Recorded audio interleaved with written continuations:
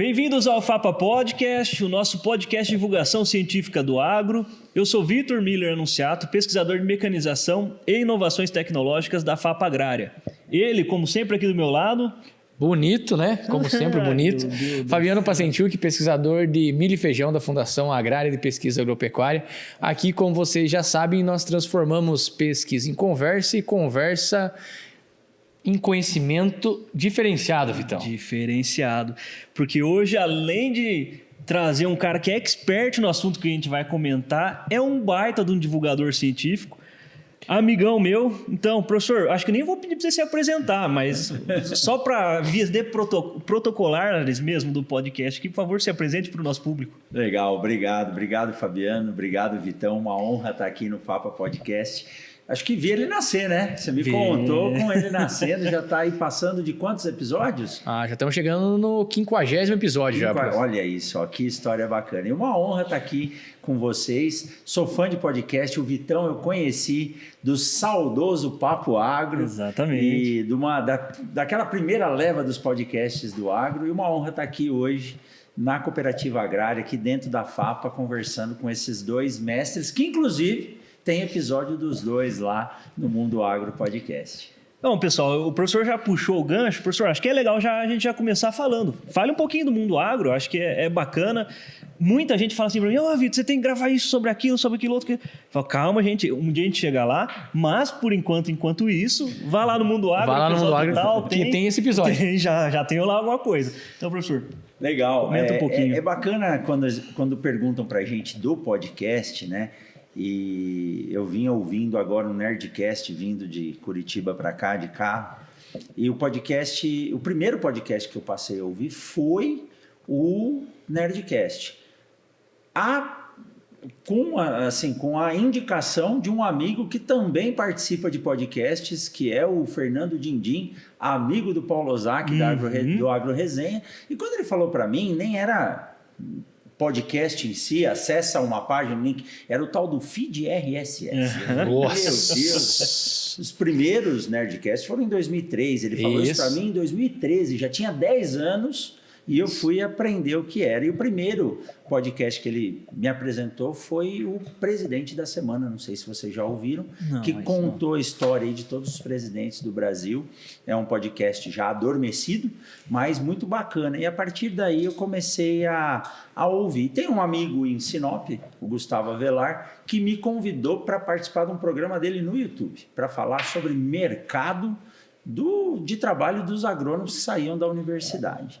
E eu peguei uma amizade com o Gustavo e a partir dali toda semana a gente passou a conversar, né? Aí chegou um dia e eu falei, Gustavo, essas conversas nossas não saem daqui da mesa do café, vamos montar um podcast? O Gustavo muito ativo, assim, vamos, quantos? Um por dia? Eu falei, não. Calma. Calma aí também, né? Não é assim. E aí nós começamos, dia 19 de novembro de 2019, foi ao ar o primeiro episódio do Mundo Agro Podcast. E agora, dia 19 de novembro de 2026, nós vamos completar 7 anos no ar, toda segunda-feira, 370 e poucos episódios já aí. E do podcast eu ganhei essa família aí, que é o Vitão, você já esteve lá, Fabiano, o Paulo Ozaki, o Neto, os meninos que eram do Agro Depende, agora tem 2 podcasts, acho que é Agro Ideias e o Agro Depende. Então, eu ganhei um conjunto de amigos, virou uma família mesmo do podcast. E foi o ano passado que eu chamei todos vocês para comemorar os 6 anos? Foi, né? Foi. Foi, na comemoração de 6 anos, foi o Vitão, até o Neto estava lá com os alunos dele andando lá para os Estados Unidos, parou para dar um oi, foi bem bacana. E olha, o podcast, o Mundo Agro, né? Que é um projeto dentro de um projeto de extensão que eu tenho na universidade, eu falo que ele é meu 3º filho. Porque ele dá tanto trabalho quanto, mas traz muitas alegrias e vocês estão vivenciando isso. O Vitão já tem um pouquinho mais de bagagem que o Fabiano, mas nesses bate-papos aqui, quem está desse lado aí aprende muito mais do que quem está aqui, né? Porque cada um entrevistado que nós vamos bater um papo, aqui não, porque vocês são pesquisadores de alto nível, eu vou aprender aqui, imagina. Mas cada um que vai lá conversar com a gente, você falou de milho de alta produtividade, cada podcast é uma aula para mim. Imagina para quem está aqui do outro lado dessa câmerazinha aí nos ouvindo. Então é isso, é uma honra estar aqui em mais um podcast do Agro, levando informação de qualidade para o Brasil. Nós sempre comentamos com o Vitão e falamos, puxa, a gente fica com medo de ficar repetitivo, mas é muita verdade. Termina o episódio e fala, puxa, foi uma aula. Esse foi uma aula. Ou a gente termina, puxa, esse episódio ou esse tema daria outros tantos. E sempre cabe mais um, e né? Sempre. Termina sempre com aquele gostinho, puxa, queria explorar mais aquele assunto. Será que esse vai ser diferente, Vitão? Eu acho que não, hein? Com certeza não. Mas, professor, você falou verdades aí, né? Que a gente pega o podcast para tocar, não ganha nada mais sem ser conhecimento, né? Porque é um desafio e acho que o Fabiano também pode comentar um pouco, mas é um desafio próprio, né? E até a Flávia, a nossa pesquisadora de HF, esse dia estava falando, mas vocês ganham quanto a mais fazer o podcast? Eu falei, mais serviço. Mais serviço. mais experiência. E mais experiência e essa amizade, né? De poder ter isso não tem preço. Bater um telefone, professor, o que você acha disso, daquilo, outro? Dali um pouco você entrevista um outro cara, já vira amigo também, porque as dores são iguais no Brasilzão todo, o desafio do agro é igual no Brasilzão todo, né? Então, assim, ter essa amizade, ter para quem recorrer é sempre excelente, né? E é uma forma de comunicar, né? A gente já teve uma era que nós não tínhamos muito conhecimento, muita informação. Talvez agora nós estejamos no momento que nós temos muita informação, mas o difícil é como comunicar isso, né? E aí, talvez, professor, o senhor que está dentro da universidade e, como o senhor bem comentou, é também um projeto de extensão, esse é o momento que a gente também tem para comunicar parte de tanta coisa que é feito, não é? Esse ponto que você tocou, Fabiano, ele é fundamental. Por quê? Vocês são pesquisadores, nós estamos dentro de uma instituição de pesquisa da cooperativa. Então, a pesquisa hoje, e como sempre, ela é baseada em dados e muitas vezes em termos técnicos, complexos, que requerem conhecimento para sua interpretação. Ou seja, para você pegar um produtor que precisa resolver um problema imediato da propriedade dele. Ele não vai entrar no Cielo, ele não vai entrar no Elsevier, buscar um artigo, ler o artigo, analisar aquilo, ver como foi feita a análise estatística. Ele precisa da informação para ser degustada na hora e utilizada. Então, sempre, desde que eu entrei na universidade, em março de 1998, sou velho, hein, perto de vocês viram, né? Eu sempre ouvi que a ciência ela é comunicada somente para os cientistas, principalmente a que nós fazemos, que é aplicado. A minha esposa trabalha com ciência de base, que é mais difícil ainda, muito mais complexo, que é o que vai dar recurso para a pesquisa aplicada. Então, o meio de comunicação mais simples hoje, e aí veio a era da internet, veio a era do WhatsApp e veio a era do podcast, onde você busca o assunto sob demanda. E isso, para quem sabe utilizar, é estar com a faca e o queijo na mão. Então, você busca o assunto sobre aquilo que você quer. Nós estávamos brincando aqui antes de começar, né, que eu passei a ser aluno de novo. Sou um projeto de piloto de avião, né?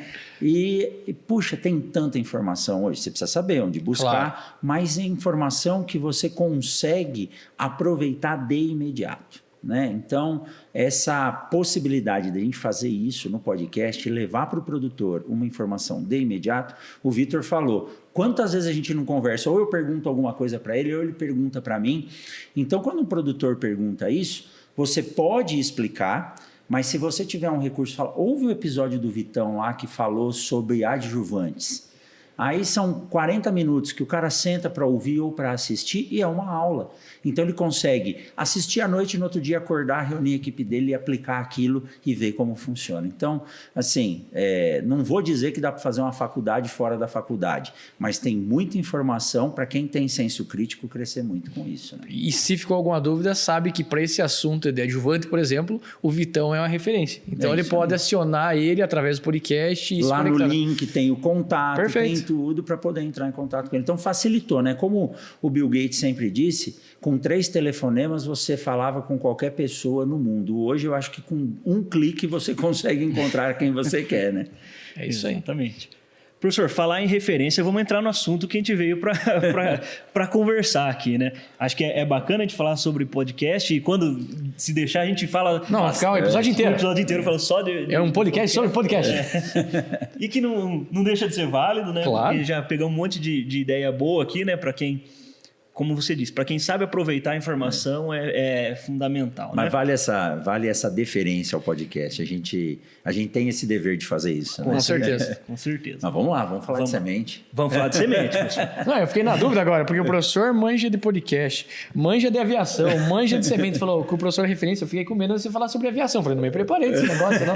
E é sommelier de batata frita ainda. E sommelier nada. de batata frita, é isso aí. Mais um assunto, então, tá bom. Mas, ó, a aviação, lógico, começou porque eu morava em São Paulo, na final lá do aeroporto de Guarulhos, então a cada 3 minutos eu via um avião, mas quando já estava com um tempo de carreira na área de sementes e passei a frequentar mais adentro a indústria de beneficiamento de sementes, as unidades de beneficiamento, o processo de produção no campo, a logística, a entrega, eu comecei a ter contato com metodologias chamadas de CRM, que é comunicação, manutenção preventiva, checklist, redundância, tudo isso vem da aviação e eu aplico hoje nas consultorias na semente. Então, tem uma conexão, viu? Brilhante. E a massa, a semente, faz óleo que frita batata frita. É isso aí. E agora vai para combustível de avião SAF, também, né? hein? Tem o SAF lá. SAF, Vocês exatamente. já estão plantando carinata aqui? Não. Já tem Já tem coisinha, lavouras. Olha aí, tá vendo? Tá tudo ligado. É tudo do Inclusive, agro. tem episódio sobre. Sobre, exatamente. Professor, vamos lá então. Por que é tão difícil produzir semente? E assim, semente não é que qualquer um produz, mas tá lá, você colheu, você recolhe, põe no chão, vai nascer. Mas a gente está falando de semente boa, esquece o resto para trás. Por que é tão difícil produzir semente nesse Brasilzão aí, velho? Já começou Simples. Só essa. Simples. Temos 14 horas para comentar. Eu gosto, então, que ele não complica a vida dos nossos convidados. Não, imagina que é isso. Mas olha, é legal e tem muita informação nessa sua pergunta, né? E eu vou começar com a última que você fez. Não é qualquer semente, é semente boa, semente de qualidade. Lá em 98, quando eu plantei sagu pela primeira vez e não nasceu, né? Essa semana apareceu um vídeo de um rapaz falando de sagu, eu não sei porque eu recebi 21 vezes esse vídeo. Então, para quem não sabe, busca a minha história com o sagu. Eu fui bater na porta do professor João Nakagawa, inclusive um abraço para ele, está lá ainda como professor voluntário na FCA, e nas primeiras conversas com ele, eu ouvia muito essa frase, né? Semente de qualidade, semente de qualidade.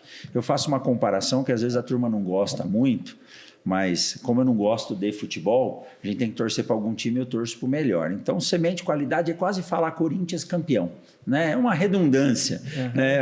Há controvérsias. Eu até achei que ele estava de verde pelo Palmeiras, mas tá bom, eu vou ser um bom anfitrião, viu? Mas eu perguntei para o professor João, fiz exatamente essa pergunta. Falei, professor, se a semente segue critérios para que haja um padrão de qualidade, como que eu vou dizer semente de qualidade? Se eu estou falando de semente, o contexto ou o adjetivo qualidade já não está embutido a ela. Aí ele, como sempre, muito paciente, né? Não usava computador, pegou uma folha de papel, fez um risco, colocou 0% de germinação, 100% de germinação e traçou uma linha no 80% de germinação. Ele falou, quantos pontos existe entre 80% e 100% de germinação? Eu falei, 20 pontos. Ele falou, não, infinitos pontos de qualidade. Depende do que você quer usar essa qualidade. É uma qualidade para o armazenamento? É uma qualidade para receber um tratamento mais robusto? É uma qualidade para um produtor de baixa tecnologia? É uma qualidade para uma semente que vai ser plantada, por exemplo, uma soja antes do algodão, num período de maior estresse? Aí eu saquei. E acho que foi ali que eu, assim, garrei paixão pelo tal do controle de qualidade da semente. Então, embora a legislação diga, vamos falar da soja aqui, que é o que eu mais trabalho, mas isso cabe para as outras culturas. entre 80% e 100% de germinação num boletim de análise é semente. Agora, qual é o padrão de qualidade dessas amostras que estão entre 80% e 100% de germinação? Aí entra todo mundo, todo o contexto da avaliação, da análise de sementes, que foi o que eu me especializei no mestrado, e na graduação e no doutorado, e hoje ainda tem muita dificuldade sobre isso. Então, quando a sua pergunta vem, Vitor, por que é tão difícil fazer semente? Primeiro lugar, nós trabalhamos muito com foco na produtividade. E está certo, produtividade é retorno sobre investimento para o produtor. Acabou. É o que nos faz permanecer na agricultura. Eu estava em Alvorada, eu estava em Santana do Araguaia, no Pará, e um produtor fez essa pergunta para mim assim: aonde está a rusticidade daqueles materiais que a gente plantava no Paraná, Santa Catarina? Cadê a tal da Doco-Bossier, cristalina? Eu falei, o senhor trocou por alguma coisa. Trocou por quê? Ele falou, pela produtividade. Então, começa por aí. Os materiais de alto teto produtivo hoje acabaram perdendo as características de resistência. Isso é uma característica do melhoramento. Então, se trocou essa característica, nós temos que mudar a forma de pensar e a forma de manejar essa semente. Então, a casca é mais sensível, a capacidade de armazenamento é menor, o estresse sob uma condição estressante é maior, a interação com químicos e com biológicos é diferente. Então, sinto informar que a agricultura mantém os padrões, mas nós temos que aprender dia a dia a lidar com a nossa realidade para atingir o objetivo chamado de produtividade. Até rimou, não era para rimar. Né? Mas então é isso, Fabiano, Vitor e você que está com a gente aqui. A produtividade está aí, à base de muita tecnologia, só que mudou muita coisa. Então eu não consigo colher uma semente de qualquer jeito, dessecando ou não dessecando, jogar numa UBS, colocar num silo. Antes, aguentava e colocava no solo, nascia e produzia. Hoje não é mais assim. Hoje precisa de conhecimento, tecnologia e muito capricho. Né? E tem bastante coisa para a gente falar sobre capricho aqui. Viu? Essa questão do melhoramento, a gente até tratou isso em outros episódios. Mas eu costumo, né, para fins de exemplo, comentar que a moeda de troca do melhorista é produtividade. Então, eu quero um tegumento mais espesso, então me devolve um pouco de produtividade aqui. Eu quero um pouco mais de rusticidade, seja lá do que for, me devolve um pouco de produtividade. Não, eu não quero perder produtividade. Então, comece a conviver com alguns problemas. Alguns são manejáveis com mais facilidade, outros não. Mas tenha ciência que você não vai ter tudo isso aí, porque o melhorista ele precisa abrir mão de alguma coisa para pegar a produtividade. E o inverso é verdadeiro. Não, eu quero então um tegumento, sei lá, um pouco mais espesso. Então, saiba que você vai ter que trocar a produtividade. O melhorista não vai conseguir fazer tudo isso aí. E aí, quando a gente fala em semente, como é que faz aí, né? E isso se dá porque os genes estão ligados em um mesmo cromossomo, né? Então, a partir do momento que você escolhe uma coisa, você puxa a outra. E eu falei de soja, mas o meu doutorado foi com milho doce. Qual que era o grande problema do milho doce? Um pericarpo muito, muito sensível. Por quê? Como ele não tem o amido e o açúcar dobra de tamanho 2,5 vezes, quando ele seca, ele murcha. Então, é a mesma coisa que você pegar uma bexiga e secar ela. Então, aquele pericarpo, ele enrugava e trincava, e isso afetava o vigor, o processo de absorção de água, retomada, né, do processo de imbibição e a germinação. Então, o vigor da semente de milho doce era muito baixo. Isso foi um dos temas dentro do meu doutorado para se avaliar. E na soja, isso a gente convive não só no sul, mas no centro-oeste, no norte. Hoje eu estou falando de Roraima, com sementes de soja com uma dificuldade muito grande de startar o processo de formação da planta. Aí envolve o quê? Não só a qualidade da semente, mas saber analisar e interpretar. Hoje eu consigo fazer 23 avaliações de qualidade dentro de um laboratório hoje para semente. 23? E a maioria das vezes sai só com um teste de canteiro para decidir o que você vai fazer. Né? Então, um resultado de um teste não te leva a lugar nenhum. Você precisa de, no mínimo, 3. Pelo menos um que avalie o histórico da semente, e como ela está naquele momento, eu diria que é o teste de tetrazóleo. Vamos falar para a soja, você tira a casca, que é um fator importantíssimo da semente, e avalia como ela está lá dentro. O teste de tetrazóleo conta a história e pega mentiroso. Tudo o que aconteceu está ali. Depois do teste de tetrazóleo, você precisa fazer um teste que avalie a integridade da casca e das membranas.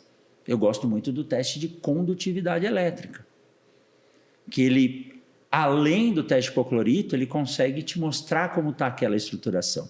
E eu preciso de um teste que integre a característica física da semente com a fisiológica sob uma condição de estresse. Aí entra o envelhecimento acelerado. Então, quem pegou essa dica aqui, pelo menos esses 3 testes, se você quiser interpretar o seu lote, você tem que fazer. E aí a interpretação entram outros fatores que exigem um pouquinho mais de detalhe, mas pelo menos 3. Então, se eu tenho esse escopo de testes, se eu tenho sementes com diferentes padrões de resistência hoje a métodos como tratamento, plantio, profundidade de plantio, presença ou ausência de chuva na hora do plantio, eu preciso ser estrategista para começar direito. Se eu não começar direito, eu só vou correr atrás do prejuízo, né? Eu achei interessante, professor, você falou os 3 testes e na minha cabeça ia ser germinação e vigor. Dos 3, 2 seria para mim faltou só 21 também. Então, aonde que entra germinação e vigor quando a gente está falando de semente? Que legal. Nesses 3 testes a gente avalia germinação e vigor. E essa é a dúvida do dia a dia do produtor.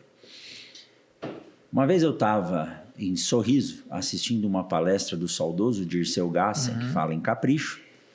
E do meu lado, na mesa, no restaurante, sentou um produtor, eu nem lembro quem é hoje, mas eu lembro da pergunta que ele fez, porque no outro dia eu levei isso para dentro da sala de aula. Isso é o bom da gente andar um pouquinho. Uhum. Ele falou para mim assim: professor Coimbra, se a minha semente tiver vigor, não precisa nem ter germinação. Cara, eu ouvi aquilo. Lógico, não vou criticar de forma alguma. Eu quis entrar na cabeça dele para entender o que ele estava pensando. E aí eu fiz algumas perguntas e eu entendi que ele interpreta como vigor aquilo que ele vê como velocidade, sanidade, cor, homogeneidade. Então, o vigor que ele vê é um conjunto de todos esses fatores que pode estar dentro desses 23 testes. Ou eu posso ter um que te traga grande parte disso, mas sozinho não resolve. Então, é legal até a gente falar isso aqui para tentar diferenciar um do outro, embora ambos andem juntos.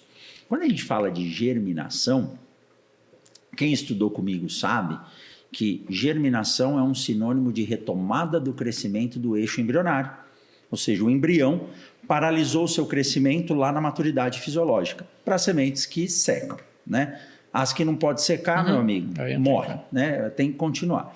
Então, essa semente, em algum momento, ela parou o processo de formação de uma planta por alguma característica de evolução. Então, uma semente do cerrado, ela precisa passar por um período de seca, ela precisa passar por fogo, falta de água. Se a planta colocar todo mundo para germinar ao mesmo tempo, a essência do ser humano, que é a perpetuação da espécie, vai embora.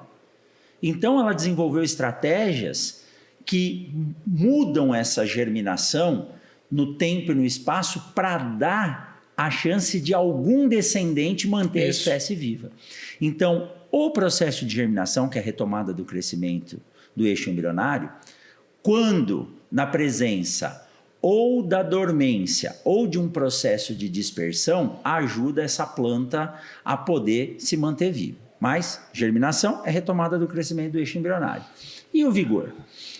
Se a semente está seca, ela é colocada no solo, tem condições ideais, água, luz, temperatura, ambiente gasoso, ela começa a ganhar água, que é a primeira fase do padrão lá de imbebição, sem gasto de energia, sem nada, por diferença higroscópica, reativa todos aqueles aparatos enzimáticos e fala para o embrião: opa, agora você pode continuar aquilo que você parou lá atrás. Agora você pode germinar. Da segunda para a terceira fase desse padrão de ganho de água é onde ocorre a germinação. Toda e qualquer semente que emitir pelo menos 1 milímetro de raiz é considerada viva e viável. Se ela vai dar origem a uma planta, A gente não sabe. Significa que ela germinou. Tá, mas você falou aí que tem o vigor junto com isso. Aonde está o vigor nessa parada? O vigor anda junto com a germinação. Por quê? A partir do momento que ela germinou, ela tem que emergir e formar uma planta. Para formar essa planta, ela tem que formar a parte jovem dessa planta, que seria a plântula. Então, entre a semeadura e a formação de uma plântula normal, tem a imbebição, a germinação e a formação dessa plântula. A forma mais simples que a gente vê no campo. Aonde está o vigor?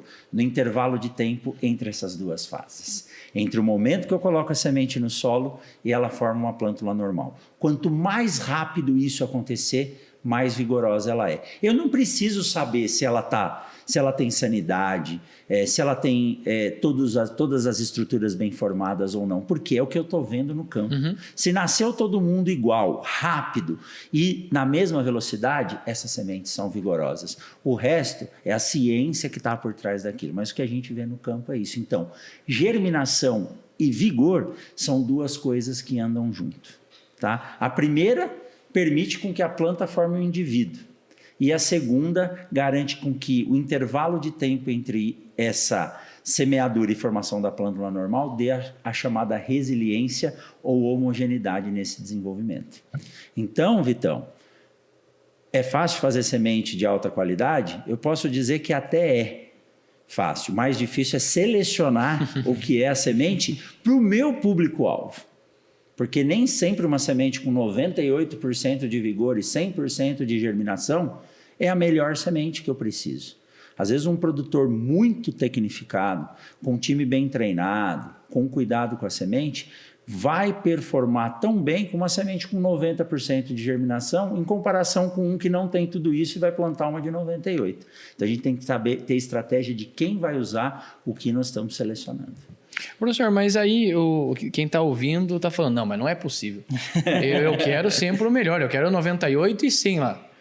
O senhor consegue exemplificar justamente para trazer essa puxada de orelha que não é só...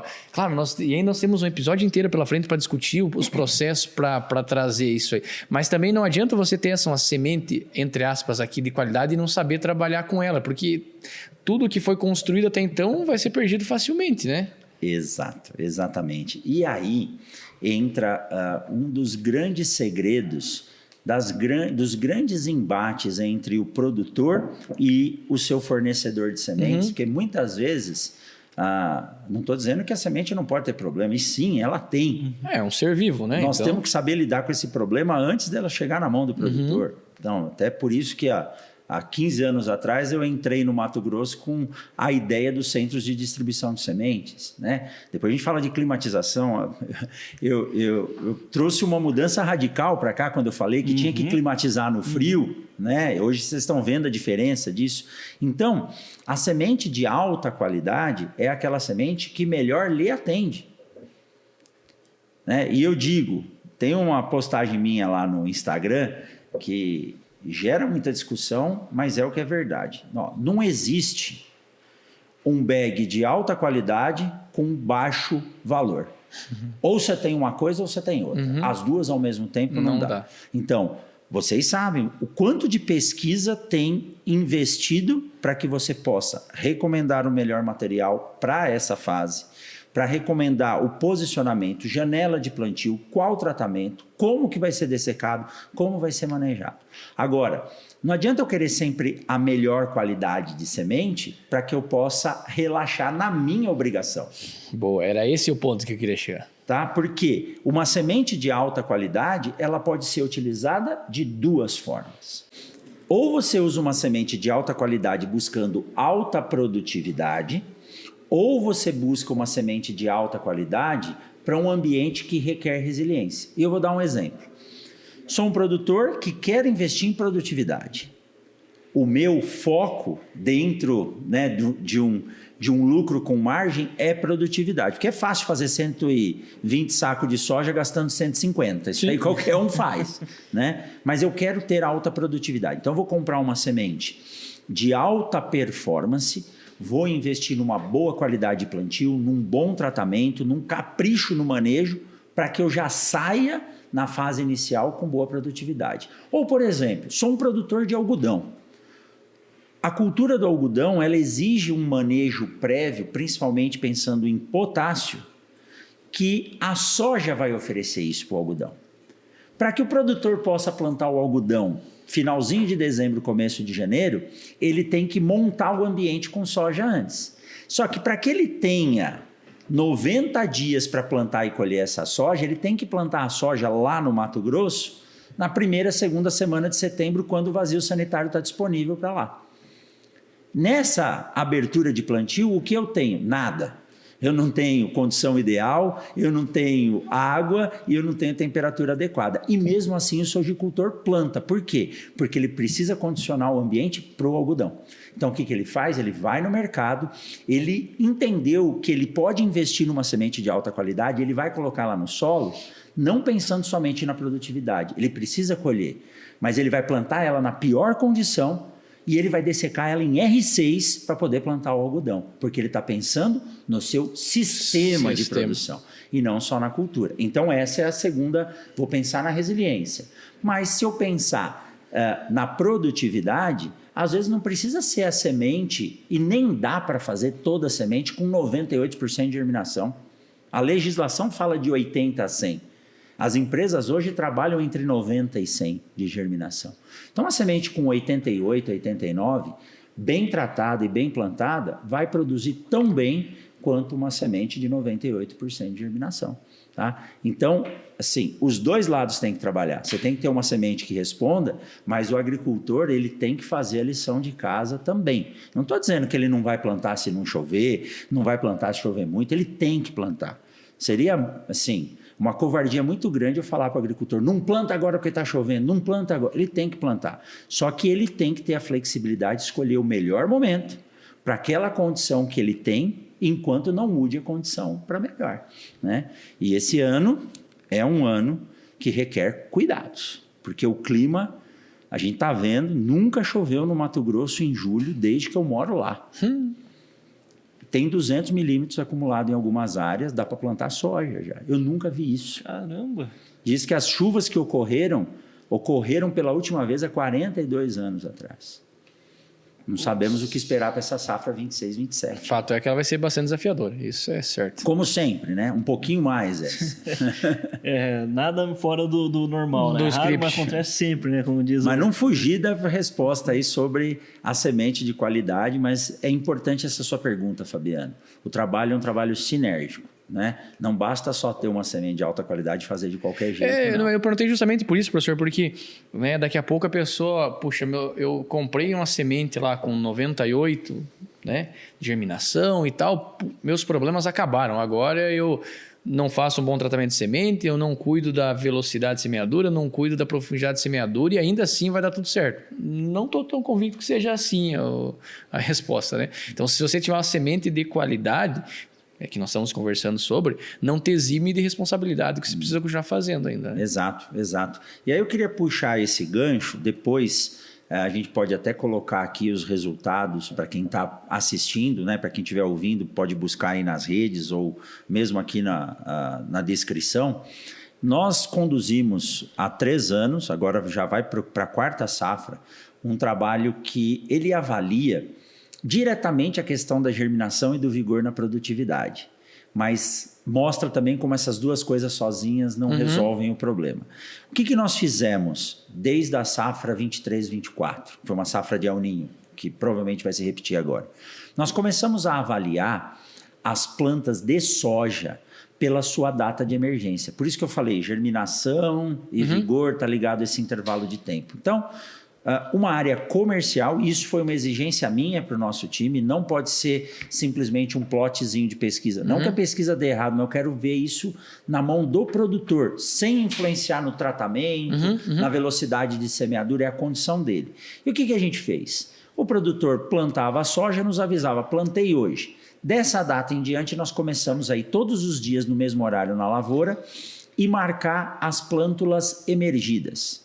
Quando soltou aquela orelhinha de onça ali, subiu o cotilédone, a gente ia lá e punha uma língua de sogra, uma abraçadeira colorida e marcamos dia a dia. Então, 70% emergido até o 5º dia, marcamos a planta de 5º, 6º, 7º, 8º. No primeiro ano foi até 16 dias. E teve semente que germinou depois, não tinha mais vigor, tinha só germinação. Nós repetimos isso na safra 23, 24, 24, 25 e agora na safra 25, 26. Os resultados são impressionantes. Para cada dia de atraso na emergência, com um R de 0,98, 0,99, são 10 a 12 sacos a menos de produtividade, mantendo o padrão da lavoura comercial do produtor, só separando as plantas por dia de emergência. 10 a 12 sacos. Ou seja, uma semente que germinou e emergiu até o 5º dia, chegou a produzir 117 sacos. No ano de El Niño, produziu 88. No ano seguinte, 24, 25, que choveu bem, 117 sacos por hectare. 4 dias depois, lá do 8º para o 9º dia, essa produtividade já caiu para 48, 50 sacos. Nossa, caiu pela metade. É muita coisa. Então, o que isso nos diz? Tem que ter uma semente de boa qualidade? Tem, que tem a capacidade de germinar e emergir o mais rápido possível, mas ela também tem que ser muito bem plantada, e aí cabe o Vitor e o Fabiano falarem depois de um trabalho que vocês fizeram aqui, comparando a profundidade e a produtividade, e ela também tem que ser muito bem tratada. O tratamento tanto protege, mas mal feito pode piorar, né? Ou estragar aquela qualidade da semente que a gente tinha. Então, eu digo que uma semente de alta qualidade, bem tratada e bem plantada, é só o começo da lavoura. Você sair com um teto de 90, 100 sacos, ter algum problema e colher 80, é uma coisa. Você sair com um teto de 65 e colher 40, é outra história. Eu estou falando do lucro para o prejuízo, né? E aí cabe você nos contar, Vitor, porque eu disse que eu tenho relatado esse trabalho que vocês fizeram aqui na FAPA, numa região de clima mais frio, comparando a profundidade, porque tem gente que acha que no frio eu tenho que enterrar mais a semente, e esse trabalho de vocês não fala isso, né? A gente tem aqui aquele cenário de semear numa época ainda relativamente fria, né? Se a gente comparar com Mato Grosso, Centro-Oeste, é quase um picolé o solo aqui nosso, né? E realmente a gente entendeu que profundidades de 3 a 5 centímetros ali, a semente ela tem a gente não chegou a avaliar e já fica de lição, o professor vem já deixa a lição de casa, né? A gente avaliar essas velocidades, fluxos de emergência, né? Mas a gente entendeu que sim, né? Tem resposta produtiva em colocar essa semente um pouco mais rasa, né? E assim, a gente sempre escutou, né? Poxa, 7 centímetros, talvez o pessoal que semeia no pó tem medo, fala assim, vou colocar um pouco mais fundo para pegar mais água, né?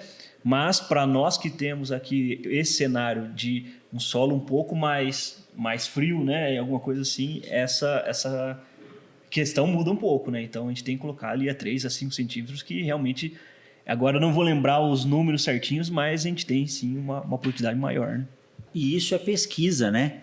Por quê? A soja, como vocês pesquisaram e demonstraram aqui, 3 a 4 centímetros ela responde muito bem, é uma característica da espécie. Se a gente for falar do milho, Fabiano, eu posso aprofundar um pouco mais, até 5, mas mais do que isso é besteira. Porque eu aprendi que o milho diferencia as raízes, não as seminais, mas as coronais, de 3 centímetros para cima. Então, você querer afundar muito o milho, você está gastando o quê? Energia para a planta sair do solo. Se eu estou gastando energia, eu estou trocando vigor por emergência. Se eu estou trocando vigor por emergência, eu estou deixando saldo lá no campo. Eu estou perdendo produtividade porque eu estou gastando vigor com o que não era para gastar. A semeadora tinha que ter trabalhado direito. E se for para o algodão, é 1 centímetro a 1,5 centímetros de profundidade. Porque é uma semente que já passa por ela é muito resistente, mas a semente do algodão passa por ácido sulfúrico e temperatura de 60 a 70 graus. Nós estamos levando para o Congresso de Sementes um trabalho agora que fala sobre isso. 1,5 centímetros. Se acha difícil plantar 3 a 4, vai lá plantar 1,5 centímetro para ver. Qualquer errinho, ou ela fica na superfície ou ela enterra muito. Né? É uma semente que chega a custar aí quase $1.000 o hectare. Então, vale a pena ouvir os pesquisadores. Né? E a própria questão do milho, né? Além de você colocar um pouco mais, né, depois dos 5 centímetros, sem ser danoso, tem aquele problema que quando você tem muita disparidade, uma semente é 5 centímetros, outra 4, outra 7. Puxa, quanto tempo que essa que está a 7 centímetros demoraria mais para emergir do que aquela que estaria a 4, 5? Enfim, não é nem o tema disso aqui, a gente conversa isso em outro momento, mas essa é a diferença daquela planta dominada ou uma planta não dominada. Nós estamos falando do milho, por exemplo, uma planta no hectare, ela produz, 200 gramas, 250 gramas. Se fosse só um, tá lindo, né? Mas e aí, quando é 10% das plantas lá a 7 centímetros? E aí, fazemos como? É a diferença entre produzir bem ou a diferença entre lucro e prejuízo, como o professor já falou aqui pelo menos 2, 3 vezes. Né? Mas o milho, a gente tem que lembrar que são 2 a 3 plantas por metro, né? Eu não sei se é essa a população aqui.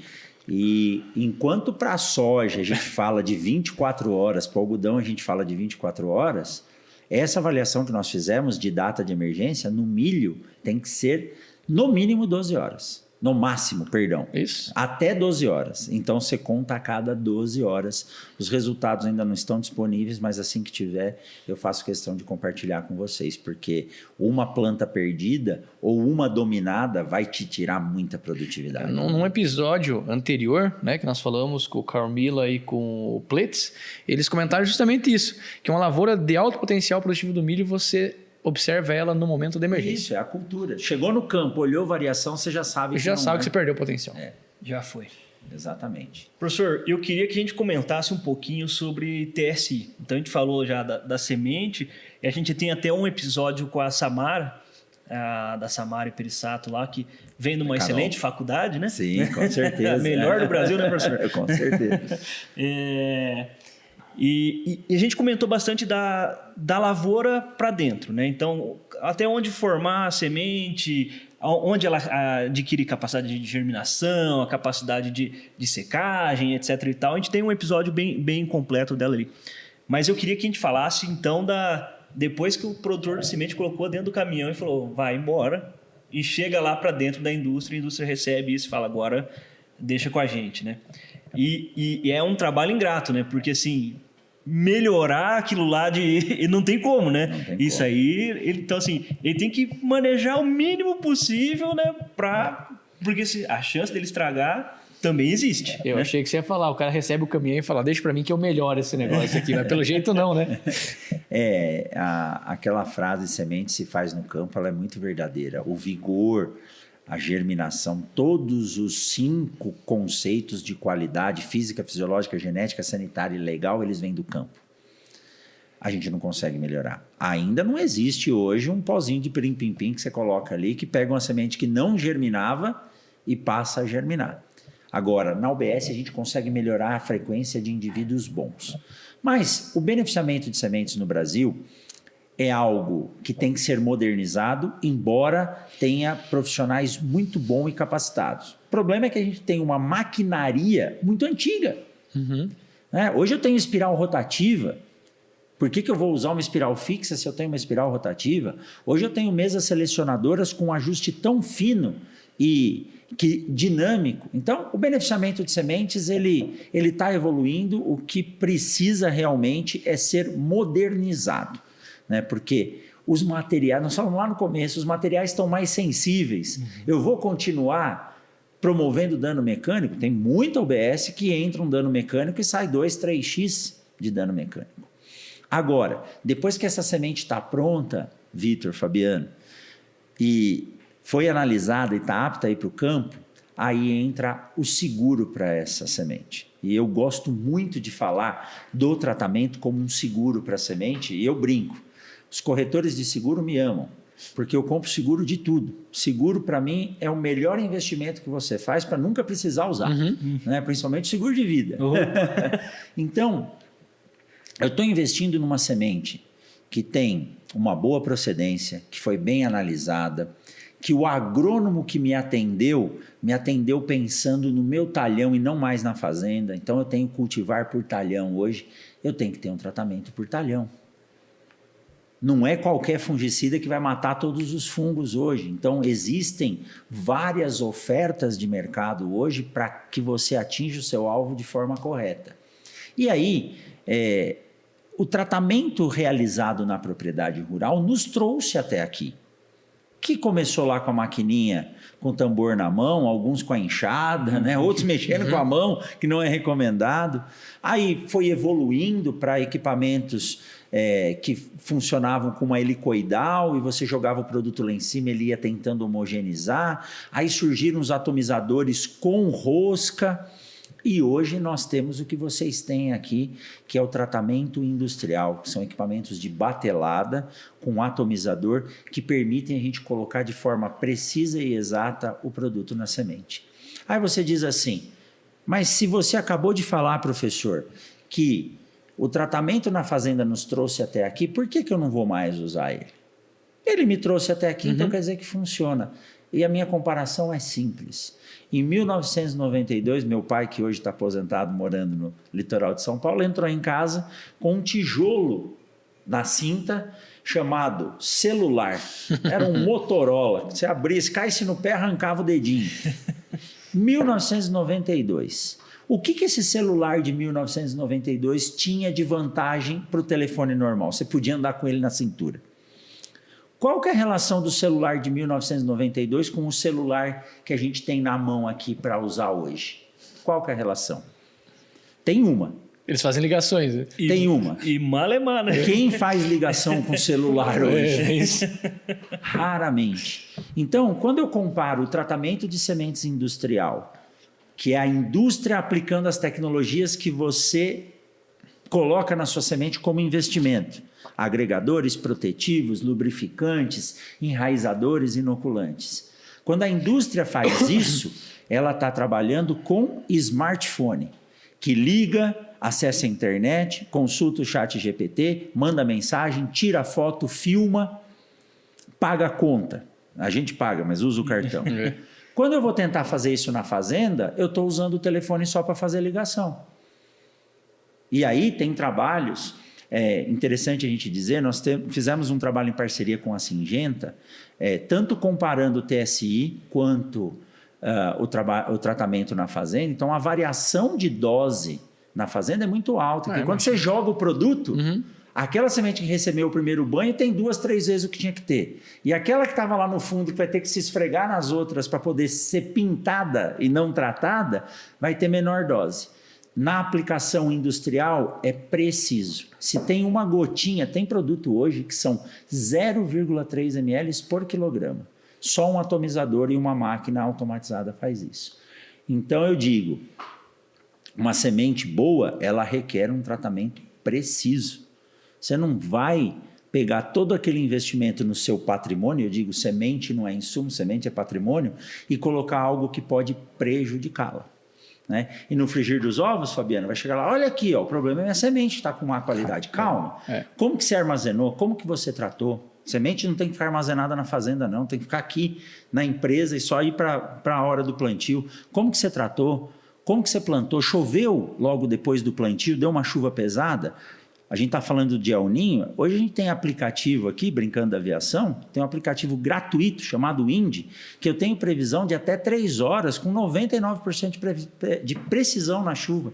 Cara, se vai dar uma chuva que nem a que deu hoje aqui, 40, 50 milímetros em 1 hora, para que você vai plantar? Você vai perder o que você fez.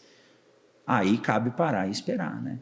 Então, o tratamento de sementes, Vitor, Fabiano, é o seguro para o nosso patrimônio. E principalmente o industrial, que eu estou falando em tecnologia. Agora, sim, não somos nós que vamos definir, não. Se você quiser estar com a sua semente tratada lá em 1992, não tem problema, você pode tratar. Cabe a você escolher se você quer estar com a última tecnologia ou com uma tecnologia que já está obsoleta, mas funciona. Se eu quiser usar a rede para ligar aqui para minha mãe agora, eu ligo, mas não precisa. né? Ele faz muitas outras coisas com melhor qualidade. Ô, professor, e nesse mesmo exemplo do celular, o celular foi passando o tempo, foi ganhando mais coisas, o TSI foi ganhando mais coisas, né?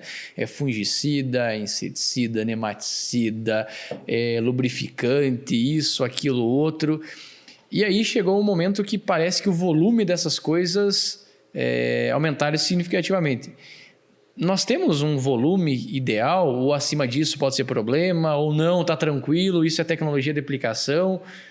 Tem alguma resposta para isso aí?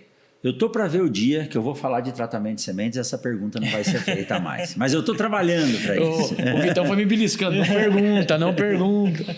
Não, mas é interessante isso, porque a questão do volume de cauda era um problema sério. E a gente respondia isso com valor numérico, até para soja, até 800, para o milho, até 1.500, para o algodão, 4 litros, né, para cada 100 quilos. Hoje, Fabiano, a resposta ela é diferente, por 2 motivos. Primeiro lugar, porque as tecnologias mudaram. Segundo lugar, porque as sementes também mudaram. Então, se você está assistindo ou ouvindo a gente aqui, vai tratar sua semente na fazenda, eu vou dar a primeira dica. Posso trazer um exemplo da aviação? Claro. Todo painel de avião tem um monte de luzinha lá, né? Então tem uma regrinha que é simples assim, ó. Verde pode, amarelo não pode, vermelho então nem se fala. Porque é perigoso explodir. Então, lembra dessa regra. Verde pode, amarelo não pode, vermelho você já perdeu a produtividade. Todas as vezes que você for tratar a sua semente, vamos falar de soja, que ela tem um indicador na própria semente. Você começou a tratar a sua semente, fez o primeiro bag, o segundo bag, vai lá, põe uma luva, lógico, de EPI, e olha. Se essa semente enrugou, para porque vai explodir, vai dar problema. Se a semente enrugou, significa o quê? Que o seu tratamento tem água livre em excesso e essa semente está na fase 1 do processo de imbebição e germinação. Aí, olha o que acontece, Fabiano. Se eu falasse para você, 400 ml é o ideal. Aí o produtor fala assim, beleza, a minha semente já veio tratada, eu quero retratar, que é outro problema. Eu vou pôr só 400 ml ali de 2 inoculantes. O inoculante é praticamente água com os micro-organismos. É água livre. 400 ml arrebenta a semente. Tratamento de sementes não leva água. Tratamento de sementes é produto puro. Hoje, como eu disse, eu tenho produtos que são 30 ml para cada 100 quilos. Aí vem a segunda característica, que o ano passado, 2025, no Congresso Catarinense de Sementes, eu entrei com essa nomenclatura como sugestão, que são as famosas receitas multifuncionais. E isso pegou para o bem. Por quê? Como eu tenho hoje moléculas com doses muito baixas, 0,2, 0,3, 0,4 ml por quilograma, coube que em um único produto eu posso ter mais do que uma função. Então eu posso ter um polímero que já vem com um enraizador ou com inoculante. Eu posso ter um fungicida que já vem com nematicida. Eu posso ter um biológico que já traz um fungicida, um nematicida e um inseticida junto. Então, quando as empresas entenderam que não cabia tudo na semente, e não ia caber mesmo, não ia dar para colocar tudo isso, o que eles fizeram? Mantiveram a concentração e reduziram o volume. Opa, agora eu consigo numa semente, com um volume que a máquina aplica com qualidade, colocar tudo o que eu preciso. E se o produtor precisa, a tecnologia existe, por que eu não vou colocar? É isso aí. Por que eu não vou usar um nematicida na semente? Se o produtor precisa, o produto existe, por que não cabe? Dá para pôr no suco? Dá, mas tem que ter o cuidado também no suco. Então, Fabiano, espero que tenha ficado claro para quem ouviu aqui. Não existe mais o volume. Existe aquilo que pode ser aplicado com tecnologia e não agrida a semente, principalmente com água livre. Aquela história, joguei o produto para tratar, depois dá uma lavadinha com água e põe lá, esquece, cara. Não se usa água para lavar frasco em tratamento de semente, que você vai arrebentar a semente. parece, esse cara está falando besteira. Pensa, aplica e depois conta para a gente o que acontece. Né? Semente não é mais aquela de 98, 2001 lá, que era resistente. Hoje, a casca não aceita mais tudo isso. Tá? Perfeito. Eu trouxe esse tema porque... por muito tempo você trabalhou com essa regrinha. 8 ou 10 ml por quilo, pode sentar a botina e depois nós vemos. Mudou, Vitão? Não é mais assim. Mudou. Meus amigos, na verdade, né?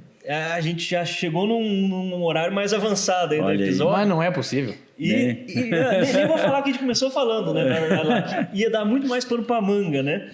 Mas assim, por sorte, o Coimbra tá sempre pelas voltas aqui. Aí nós vamos laçando ele e vamos trazendo aqui para falar mais conosco, né? Então, professor Coimbra, eu queria agradecer muito a tua participação aqui com a gente, né? Acho que sempre a gente aprende muito contigo, então agradeço demais a participação. E vamos conversando, a gente vai voltar também lá no Mundo Agro, conversar, quem sabe certeza. Vai nós três lá, fazer contar umas mentiras lá. A quantidade de trabalhos que vocês fazem aqui na FAPA tem que ser bem divulgado, né? Agora eu quero ver se eu levo vocês pro calor lá, né? Para gravar no nosso estúdio lá. Qualquer coisa que não passe os 23 graus, eu tô pronto. Mais do que isso, eu já não prometo. Você pode chegar até Dourado. Dali para cima você não pode, não. Mas que joia, Vitor, Fabiano, todo mundo. Eu sempre gosto de dizer que estar entre amigos falando do que você gosta, 1 hora é pouco tempo. É pouco. Né? É pouco. 1 hora é pouco tempo, mas é bom, tem que ser informativo para quem está aqui do outro lado com a gente, ter algo que tenha começo, meio e fim. Eu gastei um tempinho no início exaltando o podcast, espero que vocês divulguem esse podcast cada vez mais, mas é sempre uma honra e ainda mais falar de semente, falar de tratamento. Eu digo que eu faço isso com paixão. Então, rodar o Brasil, né, fazer mais de 100 viagens por ano não é algo simples, mas se você tiver gosto e vontade, é a melhor escola que tem para a gente aprender e divulgar essas informações. Muito obrigado, viu? Feito, então? Mais um episódio entregue, né? Só falta aquilo lá agora. Choradeira? Tem que fazer, né? Então, um episódio desse, se não fizer nesse episódio, não fazer mais, né? Faça isso, choradeira. Não, primeiro que a gente tem que pedir para os nossos ouvintes, para quem nos acompanha, também acompanhar o Mundo Agro, né? Exatamente, começa daí, né? Tem muito episódio legal, evidentemente tem 2 lá que a gente acha bem interessante, né, Vitão? Mas o professor comentou aí, quase 400 episódios, então vale a pena, procurem. O professor vai achar onde que o pessoal acha o Mundo Agro. Quem ainda não conhece, onde que eles acham o Mundo Agro? Todas as plataformas de podcast. Principalmente no Spotify, mas também no YouTube, em vídeo e em áudio. É só colocar no Google Mundo Agro Podcast. Acha aí o que for mais prático para você. Filipão vai deixar também, né, Filipão, lá pra gente, os links lá, os arrobas e etc e tal, do pessoal do marketing aí. Então, acompanha também o professor Rogério Coimbra no Instagram, que esse aí tem bastante coisa para vocês assistirem. E também, por favor, compartilhe esse episódio, curtam, compartilhem, deixem comentário aqui, se porventura ficou alguma dúvida, se porventura, puxa, eu gostaria que abordasse esse tema, o professor volta para cá em algum momento e nós vamos, com certeza, fazer outros episódios, né? Então, e provavelmente você tem um abraço para mandar aí, não? Cara, eu vou mandar um abraço para um cara que me incomoda bastante com esse negócio de semente. Eu acho que você já tá imaginando quem que é, né? Não sei, mas logo vamos descobrir. Vou mandar um abraço pro Caio. O Caio é um dos responsáveis aqui da parte de sementes da agrária. Ele fica na parte de comercialização e incomoda bastante. Então ele sempre fala, Vitão, vamos fazer. Eu falo, homem do céu, para de me incomodar. Então, Caio, um abração para você. Ele acompanha, sempre tá dando ideia aqui pra gente gravar também. Então fica aí um abraço pro Caio. Caio, um abraço. Obrigado aí pela parceria. Obrigado por nos acompanhar sempre. E 5 estrelinhas no Spotify, curtir no YouTube, comenta lá. Eu vou assistir o Mundo Agro também, vou escutar o Mundo Agro. Boa, é isso aí. No Spotify dá para comentar. Já fica aí você sempre fala para comentar, eu não sei o que comentar. Comenta lá, vou escutar o Mundo Agro Podcast também. Pronto, vamos saber que eu ouvi. Beleza, meus amigos? Legal, parabéns para esses 2 meninos, FAPA Podcast está decolando, já com quase 50 episódios. Então, por favor, eles pediram, mas eu vou pedir. Pega o link, manda lá no Instagram da família, do vô, da avó, do tio. Não é só para quem é do agro, não. A mensagem do agronegócio tem que rodar o Brasil e o mundo. Façam isso que vai valer a pena. Parabéns, meninos. Valeu, professor. Joia, pessoal, um abraço, até a próxima.